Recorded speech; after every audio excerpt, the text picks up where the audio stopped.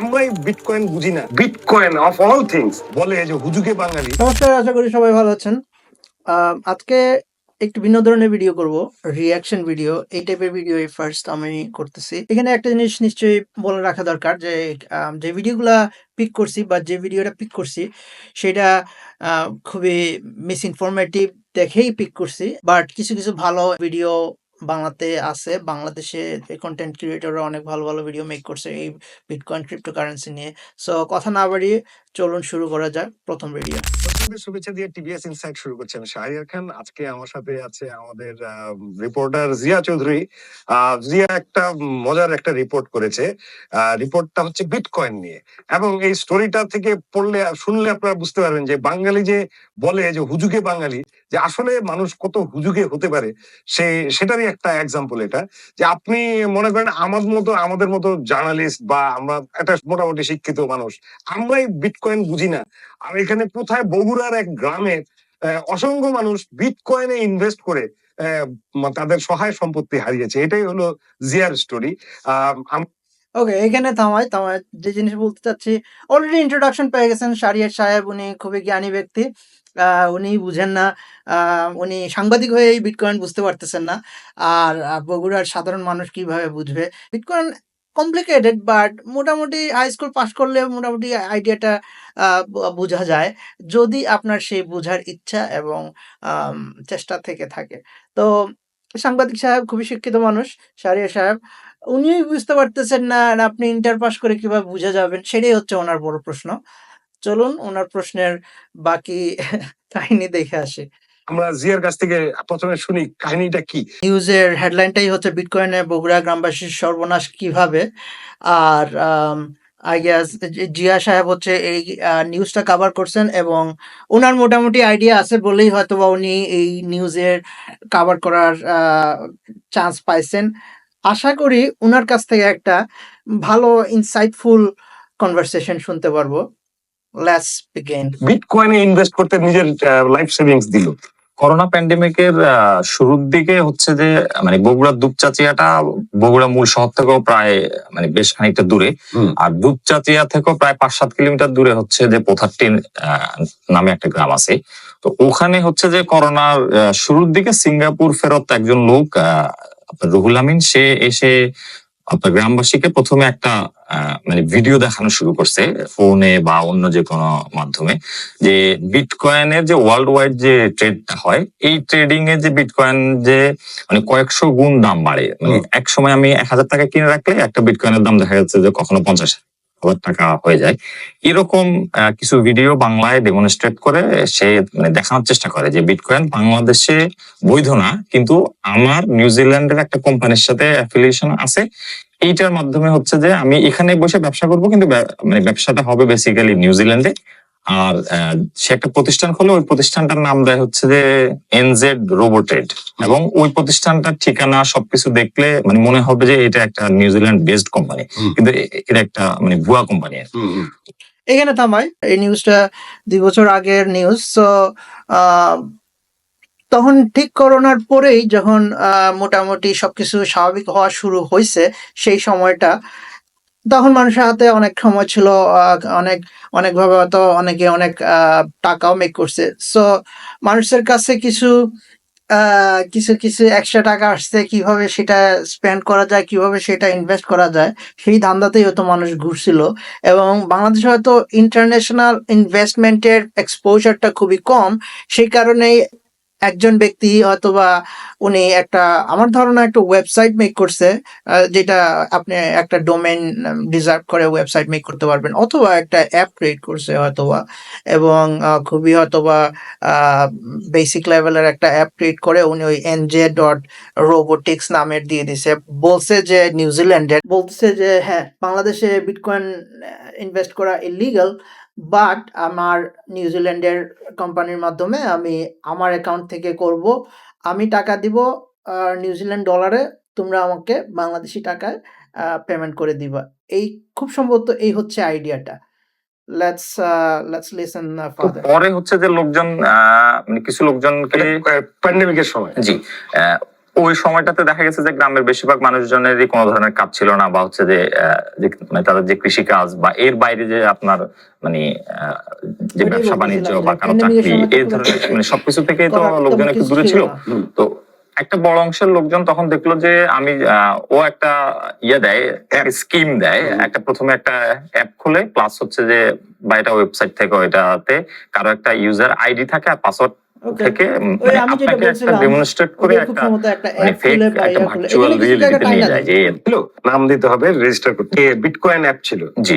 আচ্ছা, সেই অ্যাপে রেজিস্টার করতে হবে, নাম দিতে হবে, রেজিস্টার করতে হবে। তো বেশিরভাগ লোকজন যেহেতু এটা জানতো না, তখন কি তাদেরকে বলতো যে তোমরা টাকা দিবা, আমরা তোমাদেরকে সব ধরনের কাজ করে দিব, মানে বাংলা টাকা, আমাদের বাংলাদেশি টাকা দিবা, আর এর বিপরীতে হচ্ছে যে 89,700 টাকা করে দিলে তার বিপরীতে হচ্ছে যে প্রতি 18 মাস শেষে তাদেরকে আপনার 3 লাখ টাকা প্রফিট দিবে, এরকম একটা স্কিম ঘোষণা দেয়।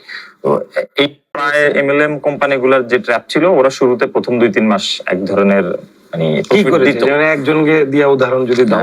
ওইখানে আব্দুল মজিদ যিনি প্রথম মামলাটা করেছেন, ওই মজিদের একটা মামলা থেকে আমরা জানতে পারি যে উনাকে প্রথম মাসে 15,000 টাকা সে কি তার প্রফিট দিয়েছে। সে কি করতো আব্দুল মজিদ? উনি দুপচাচিয়ার যে পথারটি গ্রাম, ওই গ্রামে হচ্ছে যে একটা ফার্মেসি বিজনেস করতো, একটা ছোট ফার্মেসি বিজনেস করতো।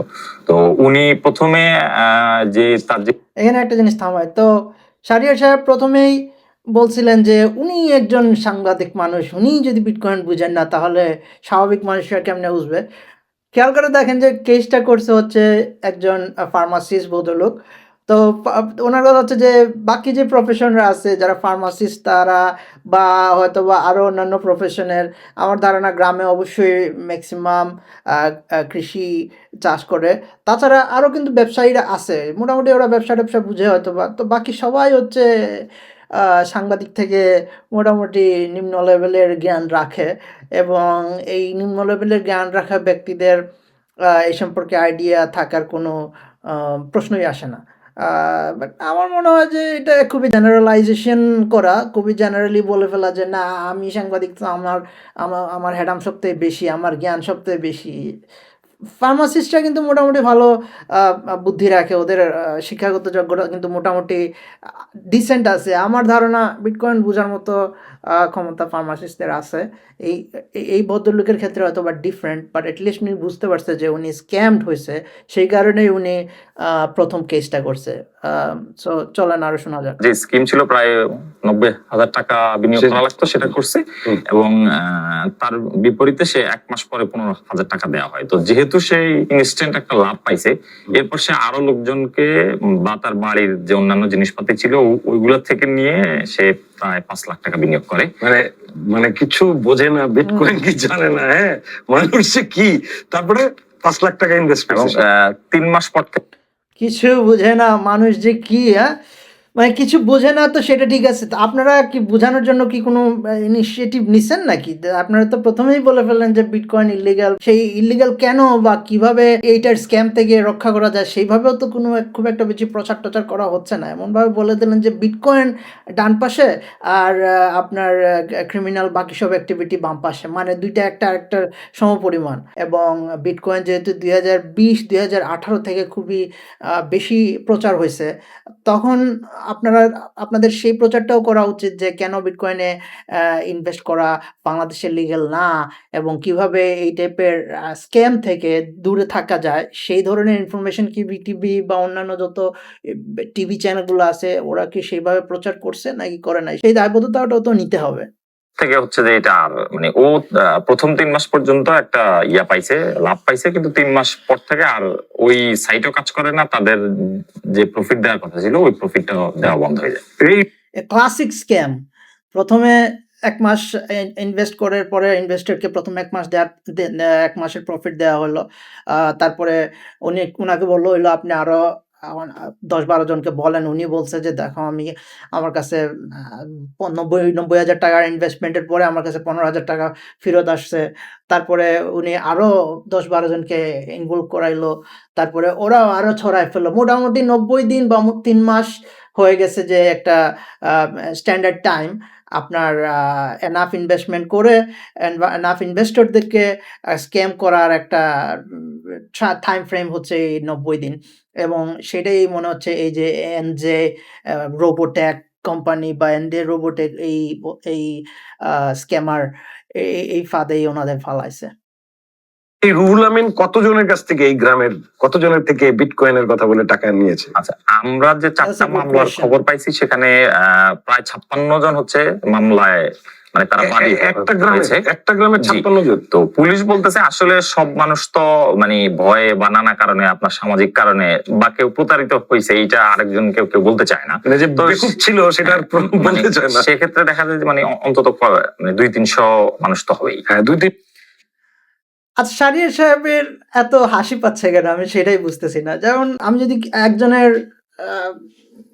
ক্ষতি হয়েছে শুনে যদি আমার হাসি পায়, এতে করে কি আমার ক্যারেক্টারটা আমি রিফ্লেক্ট করলাম না? নাকি কারণ একজনকে স্ক্যাম হয়েছে, এটা খুব সম্ভবত আমাদের সাইকোলজিক্যালি আমরা এভাবেই বিল্ড যে আমি যদি দেখি যে একজন ডেস্টিনি কইরা কিছু টাকা লস করছে বা একজন একটা গুয়া মারা খাইছে, এতে করে আমার খুবই মজা লাগে এবং এই যে এইটার থেকে যে আমি ফাঁদে পড়ি নাই, এই ফাঁদে না পড়ার একটা হ্যাডাম আমারও নিতে ভাল লাগে। তো যাই হোক, শাহরিয়ার সাহেব খুবই খুশি হয়েছে। বাট এখানে খবর যেটা শোনা গেল সেটা হচ্ছে যে 4টা মামলা হয়েছে। আর মোটামুটি 4টা মামলা থেকে বোঝা গেছে যে 54 জন না 56 জন ওরা আ এই ফাঁদে পা দিছে। তো যেটাই বললাম যে ১ম এ হয়তোবা ওই ফার্মাসি সাহেব বলছে যে আরো ১০ জনকে তুমি জোগাড় করতে পারো। ও পুরাই একটা MLM স্ক্যাম মনে হচ্ছে এটা।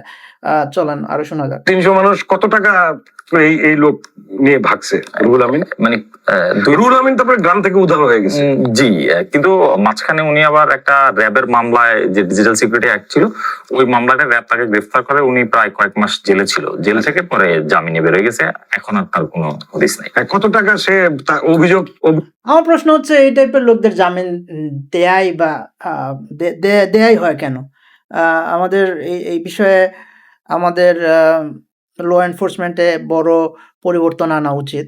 হ্যাঁ, উনাকে একটা লয়ার দেওয়া উচিত। উনি উনার নিজের এক্সপেন্সে আ উনি লয়ার হায়ার করবে। বাট আনটিল এই যে টাকার পরিমাণগুলা আ গায়েব হইছে এবং টাকার মানুষের হাতে যদি পৌঁছায় দেয়া না হয়, যারা এখানে স্ক্যামড হইছে ওনাদের ক্ষতিপূরণ যদি দেয়া না হয়, এই লোকদেরকে জামিন দেওয়ার কোনো মানেই হয় না। আমি জানি যে হয়তোবা জামিন দেওয়ার পরে হয়তোবা ওনাদের পাসপোর্ট নিয়ে নেয়া হয় বা পাসপোর্টে উনি অন্য দেশে যাইতে পারবেন না, এই টাইপের হয়তো একটা রেস্ট্রিকশন দিয়ে দেওয়া হয়। বাট লাইক পাসপোর্ট দিয়ে কে যায় দেশের বাইরে? কেউ যদি ক্রাইম করে তাহলে কি কেউ পাসপোর্ট দিয়ে দেশের বাইরে যাবে? মোট কথা হচ্ছে এদের জামিনই দেওয়া উচিত না আনটিল তুমি সবার টাকা রিটার্ন দিয়ে দিছো অথবা তুমি একটা কমিটমেন্টে আসছো বা পেমেন্ট সিস্টেমে আসছো যে এভরি মান্থ এভরি উইকে সবার টাকা তোমার ব্যাংক থেকে অটোমেটিকলি চলে যাবে। প্রথম কথাই হচ্ছে ওনাদের ব্যাংক অ্যাকাউন্ট, ব্যাংকিং সিস্টেম সব সিজ করা দরকার। ওনার প্রপার্টি সব সিজ করা দরকার ছিল। But that's just my opinion. Let's listen. অভিযুক্ত কত টাকা সে মেরে দিছে? এটা আসলে ওনারা কয়েক কোটি টাকা বলতেছে, কিন্তু এক্সাক্ট ফিগারটা বলতে পারছি না। ঠিক আছে, আমরা বুঝছি যে লোকজন তো আসলে অনেকেই এম্বারাস যে এরকম বেকুব হলো। হ্যাঁ, হ্যাঁ ভাই, মানুষ আপনি আসলে মনে নিজে হয় খুব বেকুব হলে খুশি আসলে হয়েছেন সহজে এতে। বলতে চায় না, একেবারে খুব ডিপ গ্রিভান্সেস না আসলে। হ্যাঁ। সো অনেকে হয়তো লেট গো, মাফ করে দাও। কিন্তু এটা ঠিক আছে, অনেকে হয়তো এম্বারাসমেন্ট এর কারণে অনেকে আসতে চায় না। ওই যে বললাম অনেকে কারণ সাইকোলজিক্যালি সবাই ভাবতেছিল যে আমি রাতারাতি বড় হয়ে যাব, এটা হচ্ছে একটা get rich quick scheme. So আমি টাকা দিব, টাকা দেওয়ার পরে 3 মাস পরেই টাকাটা তুলে ফেলবো, রাতারাতি বড় হয়ে যাব, আমার মানি 10x হয়ে যাবে। এই যে একটা জিনিস আমি যদি কাউকে বলি যে হ্যাঁ আমি কিছুটা লুপ করছি, বলে তুমি লুপ তো করছোই, তাহলে তো লুপে তোমার পাপে তোমার মৃত্যু।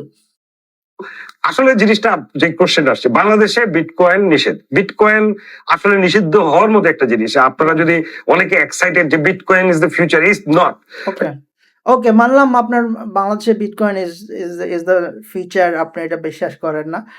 বাকি সবাই বিশ্বাস করুক, এতে আপনার কিছু যায় আসে না। ওকে, সেটা মানলাম। কিন্তু বিটকয়েন ইল্লিগাল সেটা তো ঠিক আছে, বাট কেন ইল্লিগাল এবং এটা ইল্লিগ্যাল করাতে কি আমাদের লাভ হচ্ছে নাকি লস হচ্ছে সেটাও তো ভালোভাবে বুঝতে হবে।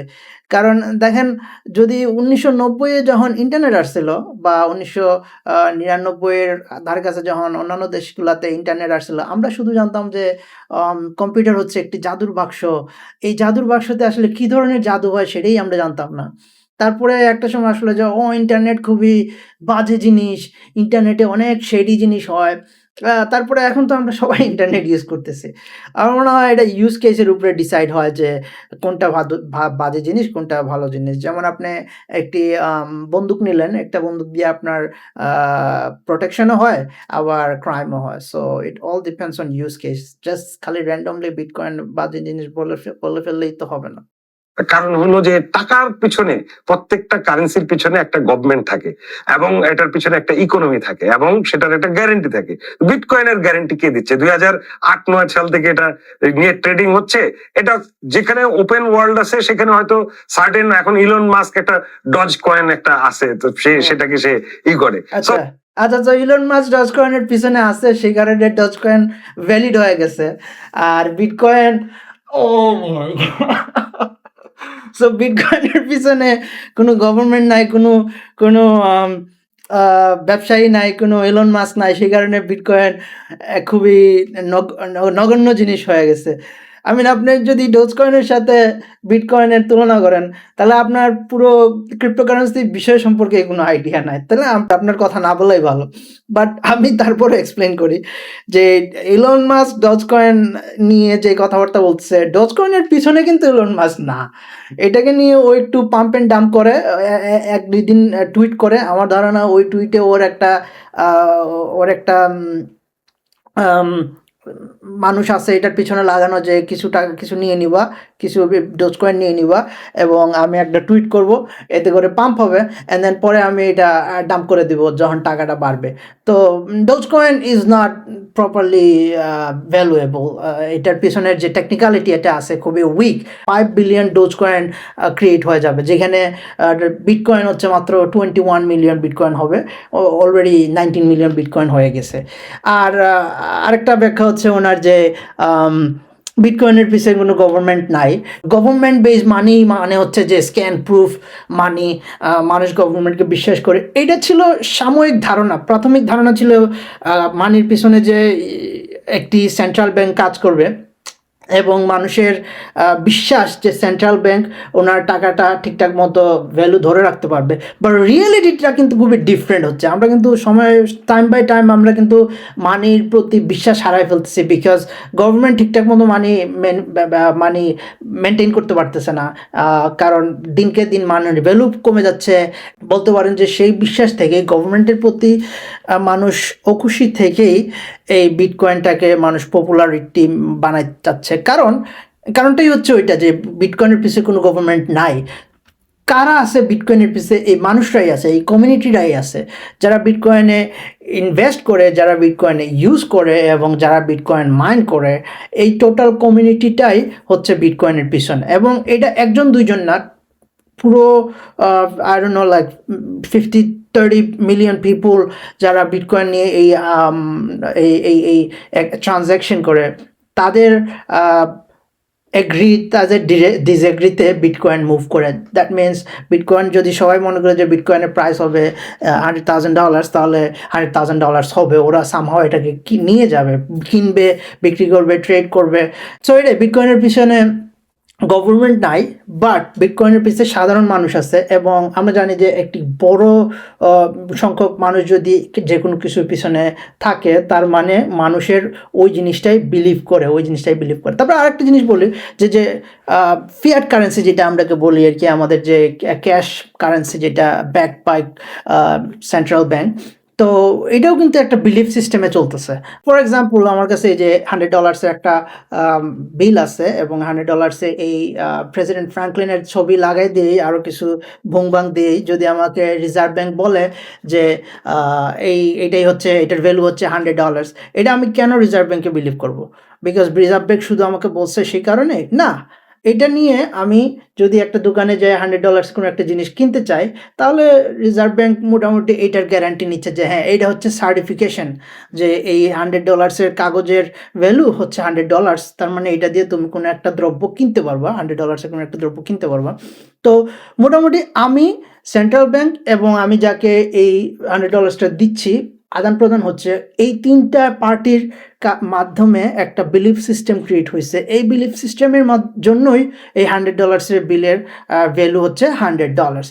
একই লজিকে তো বিটকয়েনও, পুরো ফিয়াট কারেন্সির সিস্টেমটা যদি বিলিফ সিস্টেম হয়, তাহলে পুরো বিটকয়েনের সিস্টেমটা হচ্ছে বিলিফ সিস্টেম। যেমন এখানে ইউজার, মাইনার এবং যারা ট্রানজ্যাকশন করে কমপ্লিট করে, এই 3টা পার্টির বিশ্বাস করতেছে যে বিটকয়েনের ভ্যালু হচ্ছে $100,000, একটা বিটকয়েনের ভ্যালু হচ্ছে $100,000। সো সেই কারণেই, এই বিলিফ সিস্টেমের কারণেই বিটকয়েনের প্রাইস হচ্ছে আজকে যেটা সেটা। এবং শাহরিয়ার সাহেবের আশা করি সেই বিষয়ে কোনো মতামত থাকতে পারে। এনিওয়ে, ওইটার পিছনে নাহলে ইলন মাস্ক আছে, কিন্তু সেটার পিছনে কোনো সরকার নেই, কোনো গ্যারান্টি নেই, এটার পিছনে কোনো কনস্টিটিউশন নেই। এবং বিটকয়েন তারপরেও আপনারা জানেন নিষিদ্ধ হলেও আপনারা এটা কিন্তু বাংলাদেশে ডার্ক যে ওয়ার্ল্ড, এখানে যে আন্ডারগ্রাউন্ড ওয়ার্ল্ড আছে, সেই ওয়ার্ল্ডে কিন্তু বিটকয়েন ব্যবহার হয়, ঠিক না জিয়া? তো এটা উডিও এক্সপ্লেন যে কিভাবে বিটকয়েন আমাদের দেশে ব্যবহার হয়, কারা করে এখানে উনি বলতেছে ডার্ক ওয়েভের কথা। ডার্ক ওয়েভে বিটকয়েন হ্যাঁ ইউজ হয়, আবার রিয়েল ওয়ার্ল্ডেও বিটকয়েন ইউজ হয়। শুধু বাংলাদেশে ইউজ হয় না, বাংলাদেশে বিটকয়েন ইউজ হয় না, বাট অন্যান্য বাকি সব দেশে তো বিটকয়েন ওপেনলি ইউজ হচ্ছে। 2017 বা 18 সালের দিকে প্রথম বিটকয়েন নিয়ে একটা মামলা হয় ঢাকায়, এটা বাড্ডাতে। র্যাব একটা অভিযান চালায় এবং বেশ কিছু কার্ড সহ একটা গ্রুপকে অ্যারেস্ট করে। জিয়া সাহেবের এই বিষয়ে মনে হচ্ছে ভালো আইডিয়া আছে এবং উনি মোটামুটি পুরো হিস্ট্রিটা নিয়েই আসছে। 2017-18 সালে প্রথম কেস কবে হয় বাংলাদেশে, এই বিষয় নিয়ে কবে ডকুমেন্টেড কেস হয়, দেখেন উনি খেয়াল করে দেখেন, উনি বলছে ডকুমেন্টেড কেস, তার মানে হয়তো অফকোর্স এর আগেও অনেক কাহিনী হয়েছে। তো জিয়া সাহেব এই বিষয়ে ভালো প্রিপেয়ার্ড আছে। I love that. আমার এটাও অ্যাটলিস্ট জিয়া সাহেবকে যারাকে আনা হয়েছে ওনার মোটামুটি ধারণা আছে। আমাদের অ্যাঙ্কার সাহেব শাহরিয়ার সাহেবের ওনার বিষয় হচ্ছে যে আমি জিয়া থেকে বেশি জানি, তাহলে আর জিয়ারে আইনা লাভ কি? চলুন শোনা যাক।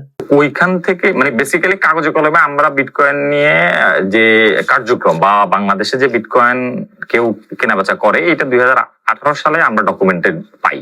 তো এরপর থেকে বেশ কয়েকটা বিভিন্ন জায়গায় অভিযান হয় বা বিটকয়েন নিয়ে আপনার বেশ কয়েকটা মামলাও চলতেছে।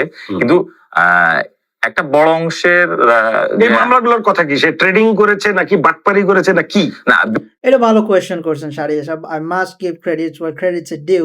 এখানে বোঝার বিষয় আছে ওরা কি ট্রেডিং করছে নাকি বিটকয়েন দিবে বলে জাস্ট বাটপারি করে টাকাটা নিছে কিন্তু বিটকয়েন দেয় নাই। সো বেশিরভাগই ট্রেডিং বা লোকজনকে, কিছু মামলা পাওয়া গেছে যে যেখানে লোকজনকে বিনিয়োগ করার নাম করে লোকজনের কাছ থেকে টাকা নিছে। তবে আইন শৃঙ্খলা রক্ষাকারী বাহিনীর ওকে, বিনিয়োগ করার নাম করে টাকা নিছে। যদি যেমন মনে করেন আমি আসি ইউএসএ তে, আমি যদি আমার ভাই ব্রাদারকে বলি যে আপনারা সবাই করেন, আপনারা সবাই আমাকে টাকা দেন এবং আমি আমার অ্যাকাউন্ট থেকে বিটকয়েন কিনে নিব, এটাই হচ্ছে বেসিক্যালি ট্রেডিং করে। এখন আমাকে টাকা দিল, আমি বিনিয়োগ করলাম না, অথবা এই টাকাটা রাইখা দিলাম, অথবা বিক্রি করে আমি যে প্রফিটটা আছে সেই প্রফিটটা রাইখা দিলাম, আমি আর রিটার্ন করলাম না, এটাই হয়ে যাবে স্ক্যামিং। আমার কথা হচ্ছে এরকম আপনি করবেনই বা কেন? আমার মানে আপনার ট্রেডিং অ্যাকাউন্ট যদি নাই হয়, তাহলে আপনি আরেকজনের ট্রেডিং অ্যাকাউন্ট করে এত বিশ্বাস আপনি কারে করেন? আমি সেটাই বুঝি না। যারা বিটকয়েন নিয়ে কাজ করেন বা ডিজিটাল কারেন্সি নিয়ে মনিটর করেন, তাদের একটা বড় অংশ বলতেছে যে এখানে মাদক বা অবৈধ যে ধরনের কাজগুলা হয় তার লেনদেন করার ক্ষেত্রে বিটকয়েনটা ব্যবহার করা। কিভাবে? যেমন কিছু সিনথেটিক ড্রাগ বা হচ্ছে যে ইন্টারন্যাশনালি যে কিছু ড্রাগ বাংলাদেশে ঢোকে, যেটা মানে স্মাগলিং মাদক পাচারকারীরা যেটা নিয়ে আসে, সেটার একটা বড় অংশের টাকা দেখা যায় যে একসময় এটা সোনার বিপরীতে হতো, সোনার। আচ্ছা, হ্যাঁ, সো এটা হচ্ছে খুবই কমন একটা প্রবলেম যে যে কোনো ড্রাগস এক্সচেঞ্জে ড্রাগস কেনা বেচার ক্ষেত্রে বিটকয়েন ইউজ হয়ে যায়। এবং শাহরিয়ার সাহেব যেটা বললেন যে একসময় সেটা সোনা দিয়ে হতো, সোনার ক্ষেত্রে হতো। বাট এখানে ডিফারেন্সটা যেটা হচ্ছে যে সোনা দিয়ে করলে বেশি এটা মেক সেন্স করে, যেহেতু আমি যদি সোনা একজনকে ফিজিক্যাল গোল্ড দিয়ে দেই, এটা অনেকটা ক্যাশের মতো। ক্যাশ যদি আমি দিয়ে দিই তাহলে আর সেটা ট্রেসেবল না, ট্রেস করা যায় না। বিটকয়েনের ক্ষেত্রে যে ডিফারেন্সটা হচ্ছে যে প্রত্যেকটা বিটকয়েনের রিসিভার এবং সেন্ডার দুইজনের দুইটা অনেকটা অ্যাকাউন্ট নাম্বারের মতো একটা নাম্বার থাকে। তো যদিও আপনি দেখতে পারবেন না যে কার কাছে ওই বিটকয়েনটা গেছে, আপনি ওই নাম অনুযায়ী দেখতে পারবেন না, কিন্তু আপনি অ্যাকাউন্ট নাম্বারটা দেখতে পারবেন। ওইটাকে বলে যে পাবলিক কি। সো পাবলিক কিটা দেখতে পারবেন আপনি। সব বিটকয়েনের ইউজারের একটা পাবলিক কি এবং প্রাইভেট কি থাকে। প্রাইভেট কিটা অনেকটা পাসওয়ার্ডের মতো, আর পাবলিক কিটা হচ্ছে অ্যাকাউন্ট নাম্বারের মতো। তো এটা ট্রেসেবল, যে দেখা যায় যে কোথায় যাচ্ছে, এবং পুরো কমিউনিটিটা এই কারণেই খুবই বিলিভেবল যে মনে করেন এটা একটা লেজার, একটা লিস্টের ABCD এই সবার কত টাকা ট্রানজ্যাকশন হয়েছে এবং কোন পাবলিক কিতে ট্রানজ্যাকশন হয়েছে সেই লিস্টটা কিন্তু ওপেন।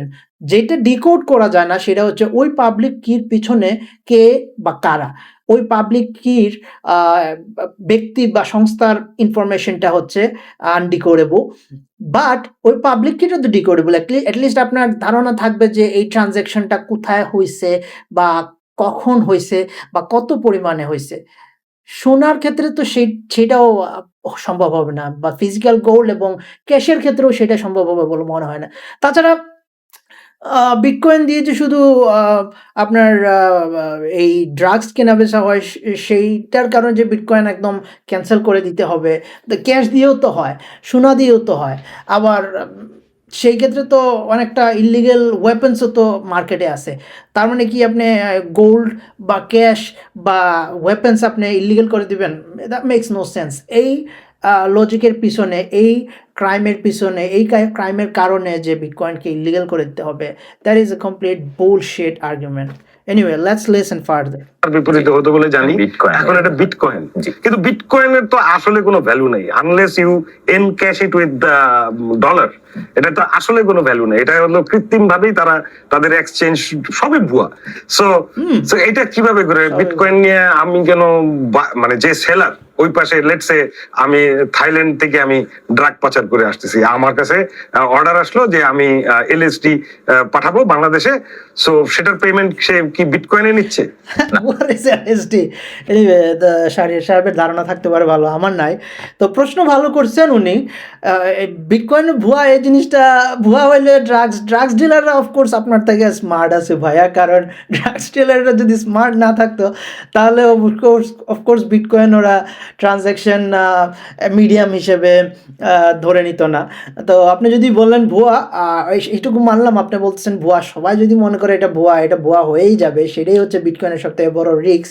সবাই যদি মনে করে যে বিটকয়েনের ভ্যালু 0, এটা 0-তে চলে আসবে। However, so far so good, এখন পর্যন্ত মনে হচ্ছে না যে কেউ 0 এটার ভ্যালু মনে করতেছে। এবং আপনার এই কথাও ঠিক আছে যে বিটকয়েনটা আমি যদি একটা ট্রেডিং প্ল্যাটফর্মে রাখলাম, বা আমি যদি একটা প্রাইভেট কিতে রাখলাম, প্রাইভেট কোল্ড স্টোরেজে রাখলাম, এটা তো আমাকে ভাঙায় ইউজ কেসে নিয়ে আসতে হবে, যেটা হচ্ছে ডলার বা অন্য কারেন্সিতে নিয়ে আসতে হবে। এই পয়েন্টটাও ঠিক আছে। এই শাহরিয়ার ভাই, আপনি ঠিক আছেন না, বেসিক্যালি মানে দিন শেষে কিন্তু পেমেন্টের মেথডটা কিন্তু ডলার, ইউএস ডলার। Yes. কিন্তু যেহেতু ওরা Exactly. একটা অবৈধ বিজনেস করতেছে, দুই দেশেই বিজনেসটা অবৈধ, তখন একটা মিউচুয়াল লেনদেনটা হয় বিটকয়েনের মাধ্যমে। কিন্তু আমি এখান থেকে টাকা ডিপোজিট করতেছি ডলারে, বা ওইখান থেকে টাকা ইনকেশ করতেছি কিন্তু সো ডলারে। ওটা একটা মানে kind of it's a kind of bond, হ্যাঁ, যে গ্যারান্টি। বিটকয়েনটা একটা symbol. So I have received money, so you can pay it. Ultimately টাকা পয়সা কিন্তু যত, আপনারা যারা বিটকয়েন এনথুসিয়াস্ট, আপনারা মনে রাখবেন আলটিমেটলি কিন্তু বিটকয়েন, NFT আরেকটা স্টুপিড জিনিস, হ্যাঁ, That's right. এগুলার কিন্তু সবকিছুই কিন্তু মূল্য শুধুমাত্র আপনি বেচতে পারলে মূল্য, তাহলে হলে এটা অ্যাজ গুড অ্যাজ নাথিং। এটার কোনো এটা তো সব কিছুর ক্ষেত্রেই। আপনার যদি একটা জমি কিনলেন, আপনি জমি কিনে করে আপনার কাছে ভ্যালু হচ্ছে, এটা বাড়ি বানাইলেন, আপনি থাকলেন, হ্যাঁ, আর এটার ভ্যালুটা বাড়তেছে, শুধু তো পেপারেই বাড়তেছে। এটা তো আপনি বিক্রি না করলে আপনি কি এই জমি থেকে ক্যাশ পাবেন? না। মোটামুটি সবগুলো প্রপার্টি হচ্ছে একই জিনিস। আপনার বরঞ্চ এইখানে ডিফারেন্ট যে জিনিসটা দেখা হয় যে আপনি যে জিনিসটা হোল্ড করতেছেন সেটা কি ডিফ্লেশনারি ভ্যালু আছে নাকি এটার ইনফ্লেশনারি ভ্যালু আছে। এটা কি আপনাকে প্রফিট দিবে নাকি আপনাকে প্রফিট দিবে না। একই জিনিস যদি চিন্তা করেন তাহলে তো আপনার স্টকও একই জিনিস। আপনি তাহলে ঢাকা স্টক এক্সচেঞ্জ কেন রাখছেন? কারণ আমি যদি একটা স্টক কিনলাম, আমি যদি ইউনিলিভারের একটা স্টক কিনি, আপনার স্টক মার্কেটই তো অনেক ফ্লাকচুয়েটেড বিটকয়েন থেকে। বিটকয়েনে আপনি অ্যাটলিস্ট এভরি 4 ইয়ার্সে আপনার হাভিং আছে। সো হাভিংয়ের সময় অ্যাটলিস্ট মনে হয় যে না ঠিক আছে 4 ইয়ার্স পরে এটা বাড়তে পারে। ঢাকা স্টক এক্সচেঞ্জের তো সেই গ্যারান্টিও নাই। তাহলে আমি যদি ঢাকা স্টক এক্সচেঞ্জে আমি একটা স্টক কেন কিনবো? যে আমি যদি স্টক বিক্রি করি তাইলেই শুধু আমার টাকা আসবে, কিন্তু আমি যদি স্টক ধরে রাখি তাহলে তো আমার কোনো টাকা আসবে না। বরঞ্চ আমার স্টক ধরে রাখলে আমার আরও টাকা ডাউনে যাওয়ার আরও রিস্ক অনেক বেশি আছে। তো এই লজিক কমপ্লিটলি বুলশিট সাহেব। ওই যে যেটা করলো, সো এটার পরিমাণ কিরকম, মানে এই ধরনের লেনদেন, এই ডার্ক ট্রেডে পরিমাণ কিরকম বিটকয়েন নিয়ে? এটা আসলে আমাদের এখানে সবচেয়ে বেশি তো আসেই ইয়াবা, তবে ইয়াবা কয়েকটা ফরম্যাটে টাকা যায়, কিন্তু ইয়াবা ছাড়া মানে যে সব ড্রাগ মধ্যপ্রাচ্য বা আমাদের জিয়া সাহেবের ভালো আইডিয়া আছে এই বিষয় নিয়ে। উনি ঠিকই বুঝে ফেলতে চাচ্ছে যে উনি জানে যে বাংলাদেশের কোন ড্রাগসটা সব থেকে বেশি আসে। I wish I could talk to this dude, man. West country গুলো থেকে আসে, ওইগুলো সাধারণত বিটকয়েনে একটা বড় অংশ বিটকয়েনে। মানে ইয়াবার ক্ষেত্রে এটা হয় না। না, ইয়াবা সাধারণত টাকার বিপরীতে বা অন্য কোনো পণ্যের বিপরীতে বিনিময়। আচ্ছা। সো আমরা এটা এখনো জানি না, এটা আমাদের ভবিষ্যতের ইনভেস্টিগেশন থেকে আমরা জানবো। বাট আপনারা এখন দেখলেন যে হুজুগে বাঙালি, যে গ্রামের লোকের তারা খালি বুঝেছে লাভ। যেই হুজুগে অনেকে শেয়ার মার্কেটেও কিন্তু উল্টাপাল্টা খেলতে যায় এবং ধরা খায়। সো এইখানেও তাই হয়েছে। তা আপনি শেয়ার মার্কেটে উল্টাপাল্টা খেলতে যান, শেয়ার মার্কেটটারে ঠিক করেন। আপনি তো শেয়ার মার্কেট বসায় রাখছেন উল্টাপাল্টা লোক, তাহলে উল্টাপাল্টা খেলবে না কেন? আপনি ডিএসসি এক্সচেঞ্জে দেখেন গত 2016 থেকে ডিএসসি এক্সচেঞ্জ কি আসলে কি প্রফিটে আছে নাকি? মনে করলাম আমি উল্টাপাল্টা কোনো গেম খেললাম না, আমি জাস্ট খালি টপ 5 টপ 6 কোম্পানিতে থাকলাম, still am I profiting or not? আপনার পুরো সিস্টেমটাই যদি রিগড হয় তাহলে তো আপনি মানুষের দুইশা লাভ নাই। আপনি বলতেছেন হুজুগে বাঙালি, কোন দেশের মানুষ চায় না যে ওর ফাইন্যান্সিয়াল পজিশনটা ভালো করবে বা ও ফাইন্যান্সিয়ালি ইন্ডিপেন্ডেন্ট হবে? অফকোর্স চায়। হ্যাঁ, আমি এটা ঠিক আছে, এটা মানতেছি যে আমাদের মানুষ রাতারাতি হয়তো বা একটু বড়লোক হয়ে যেতে চায়। এটার আরেকটা কারণ হইতে পারে আমরা তো খুবই আন্ডার প্রিভিলেজ সেই দিক দিয়ে। আমাদের না একটি ভালো সেন্ট্রাল গভর্নমেন্ট আছে, না আমাদের সেন্ট্রাল গভর্নমেন্ট আমাদেরকে এইটুক নিশ্চয়তা দিতেছে যে তোমার যদি টাকা তুমি এইখানে রাখো মোটামুটি সেফ থাকবে, ওইখানে রাখো মোটামুটি সেফ থাকবে, বা তুমি যদি স্টক মার্কেটে করো, তুমি স্টক মার্কেটে জানো বুঝো শেয়ার করো, বাকিটুকু আমি দেখে নিব। সেইরকমও তো না। স্টক মার্কেটে কেন মানুষ রাতারাতি টাকা লুজ করে ফেলে? বিকজ স্টক মার্কেটের আপনার কোনো ভালো ব্যাকআপ নাই, আপনি কোনো লো এনফোর্সমেন্ট আপনার এখানে এস্টাবলিশ না, যার যে খুশি সেটা করতেছে, সে কারণেই তো মানুষ স্টক মার্কেটে হারাইতেছে। আপনারা যারা কোনোদিন যদি শুনেন যে বিটকয়েনের জন্য ইনভেস্ট করতে, প্লিজ মনে রাখবেন বিটকয়েনের নিজস্ব কোনো ভ্যালু নেই। বিটকয়েনের সব ভ্যালুয়েশন আপনারা যদি খেয়াল করে দেখেন সবকিছু কিন্তু ডলার করেই করতে হয়, যে বিটকয়েনের দাম বেড়ে অত ডলার হয়েছে। সো হোয়াট ইজ ইট দেন? ওটা যদি একই জিনিস তো স্টকের, কোনো স্টকেরও তো স্টকের ভ্যালু হচ্ছে যে আপনার স্টকের দাম বেড়ে হচ্ছে ডলারে গেছে বা টাকায় গেছে। সব জিনিস তো সব কোম্পানির ভ্যালু যে বাড়ে, আপনি তো একটা কারেন্সিতে আপনার যে কোনো একটা প্রোডাক্টের ভ্যালু বাড়তে হবে। একই জিনিস তো বিটকয়েনের হ্যাঁ, বিটকয়েনের ভ্যালুটা হচ্ছে ডলারে কনভার্টেবল। তার মানে এই না যে বিটকয়েনের বিটকয়েনের কোনো ভ্যালু নাই, সেটা তো আপনি একদম মুখ দিয়ে বলে ফেললেই হবে না। নিজস্ব কারেন্সি হয়। আমরা যদি বলি ইয়েনের মূল্যমান বেড়েছে, তো ইয়েনের মূল্যমান বেড়েছে, তো বিটকয়েনের মূল্যমান সেটা আপনি সবসময় ডলারের সাথেই ট্যাগ করে, কারণ ইন দি এন্ড ওটার থেকে লাভ করতে গেলে আপনাকে এটা বাজারে বেচতে হবে, কারণ কোনো বেকুবের কাছে ওই বিটকয়েনটা গছায় দিতে হবে। আচ্ছা, হ্যাঁ, সেটা ঠিক আছে। সেই দিক দিয়ে তো সবকিছুই। আপনি যে একটা স্টকেই মনে করেন কিনলেন আপনি। তো ওই স্টক কিনলেন, তো স্টকটা বিক্রি তো করতে হবে। অন্য কোনো বেকুবের কাছে আপনার স্টকটা বিক্রি না করলে তো আপনি ওই স্টকের ভ্যালুটাও তো আ আপনি স্টকের এক্সচেঞ্জে তো আপনি টাকা মেক করতে পারতেছেন না, বা আপনি ডলার মেক করতে পারতেছেন না। তো বিটকয়েনও তো একই জিনিস। আপনার আপনি আইদার এটা ধরে রাখতে পারেন। ধরে রাখলে আপনি এটা লং টাইমে এটাই ইউজ করতে পারবেন। বাট শর্ট টাইমে যদি আপনি প্রফিটেবল হতে চান, আপনি 10% 20% প্রফিটে আছেন, আপনি বিক্রি করলে এটার ইন এক্সচেঞ্জে আপনি পাবেন হচ্ছে যে কারেন্সিতে আপনি এক্সচেঞ্জ করতে চাচ্ছেন সেই কারেন্সি পাবেন। শাহরিয়ার সাহেব ঠিক আছে। এবং এটা পুরাই একটা খামাখা একটা জিনিস, বাটপারদের জিনিস। সো আচ্ছা বুঝলাম, শাহরিয়ার সাহেবের উনি একটা ওনার একটা এন্ড বক্তব্য দিয়ে দিচ্ছেন যে খামখা একটা জিনিস, বাটপারি একটা জিনিস। হ্যাঁ ভাই ঠিক আছে, সবকিছুই বাটপারি, সবকিছুই খামখা, যতক্ষণ না পর্যন্ত আপনি একটা জিনিস নিয়ে বুঝবেন, আপনি একটা জিনিস নিয়ে জানবেন, সবকিছুই আপনার কাছে বাটপারি মনে হবে। এনিওয়ে, থ্যাংক ইউ জিয়া, এটা খুব মজার একটা স্টোরি শেয়ার করার জন্য। আর দর্শকরা, আপনারা যদি পছন্দ করে থাকেন আমাদের এই প্রোগ্রাম, তাহলে লাইক করবেন, শেয়ার করবেন, আর আমাদের চ্যানেলে চোখ রাখবেন। আপনাদের আচ্ছা শাহরিয়ার ভাই, জিয়া ভাইরে থ্যাংক ইউ দিচ্ছেন, জিয়া ভাইরে আমিও থ্যাংক ইউ দিতে চাই, কারণ জিয়া ভাই খুবই ইনফরমেটিভ কিছু জিনিস এখানে নিয়ে আসছেন। শাহরিয়ার ভাই আপনারও থ্যাংক ইউ ভাই, আপনার যে নিজস্ব যে ইনসাইট দিচ্ছেন, আপনি এত জ্ঞানী মানুষ, সাংবাদিক মানুষ হয়ে আপনি অনেক কিছু জানেন, তো আপনাকেও ধন্যবাদ। লাস্ট বাট নট লিস্ট, এখানে এই চ্যানেলটা হচ্ছে যে বিজনেস স্ট্যান্ডার্ড, এবং এই যে বিজনেস স্ট্যান্ডার্ডের মতো একটা চ্যানেল, 1.83 মিলিয়ন সাবস্ক্রাইবার ওদের, এরকম একটা চ্যানেলে ওনারা শাহরিয়ার সাহেবের মতো একজন অ্যাঙ্কারে নিয়ে আসছেন, যিনি আসলে কি টোটাল আইডিয়া রাখে নাকি রাখে না এই বিষয়ে সত্যি কোয়েশ্চেনেবল। কমেন্ট কিছু জিনিস দেখা যাক। মিস্টার উপস্থাপক, আপনি শিক্ষিত বটে, কিন্তু বিটকয়েন সম্পর্কে আপনার ধারণা নগণ্য। আচ্ছা, বিটকয়েন সম্পর্কে ধারণা লাভ করে তারপর এই অনুষ্ঠানে দেওয়া হচ্ছে, ঠিকই আছে। বিটকয়েন সম্পর্কে বেসিক একটা ধারণা আছে, এরকম কোনো অ্যাঙ্কারদের আসলে এই বিষয়গুলা উপস্থাপন করা উচিত। অ্যাটলিস্ট যদি ধারণা নাও থাকে, অ্যাটলিস্ট কোনো জাজমেন্টাল আইডিয়া না নিয়ে আসা, না নিয়ে এসে এই টাইপের অনুষ্ঠানে অ্যাঙ্কারিং করা ভালো। একজন মানুষ একটা বিষয় নিয়ে প্রপার না জেনে কি অবলীলায় একটা প্রোগ্রাম করে ফেললো, অদ্ভুত আসলে। আচ্ছা, ইলন মাস্ক জীবনে কি করলো বাংলাদেশ থেকে এরকম জ্ঞান?